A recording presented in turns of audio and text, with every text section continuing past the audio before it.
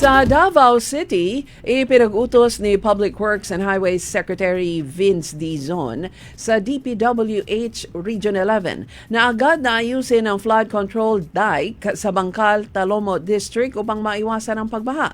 Kasabay nito, iniutos din niya ang dredging ng Talomo River na mababa na mababaw na bilang pagtutuwid. Ito'y dahil sa siltation. Binisita din ni Dizon ang ilog upang personal na malaman ang pinsalang dulot nito at kung paano ito masolusyonan. Sa Cagayan de Oro City, nilagdaan ng mga opisyal ng Hingoog City at El Salvador City ang isang sisterhood agreement kasama ang San Juan City sa Maynila. Kahapon nilagdaan ni San Juan City Mayor Francis Zamora ang kasunduan kasama sina El Salvador City Mayor Edgar Lignes at Hingoog City Mayor Eric Caniosa.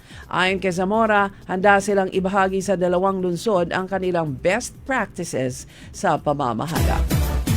Sa Basilan, nanawagan si Provincial Police Director Colonel Dizon sa lahat ng mga kandidato sa darating na BARM elections na magtulungan upang makamit ang isang mapayapa, maayos at may kredibilidad na halalan. Ayon kay Dumangas, ang seguridad ng eleksyon ay hindi lang gawain ng mga pulis. Dapat anya, merong shared responsibility para sa kapakanan ng Basilan at ng buong BARM.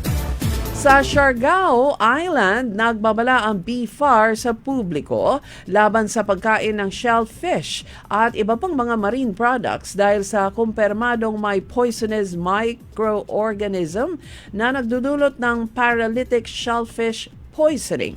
Ang samples ay kinuha ng BFAR sa San Benito Bay, isang sikat na tourist destination. Maari pa namang makain ng isda, squid, shrimps at pati na alimango. Subalit kailangang linisin ng mabuti bagong lutuin para iwas disgrasya.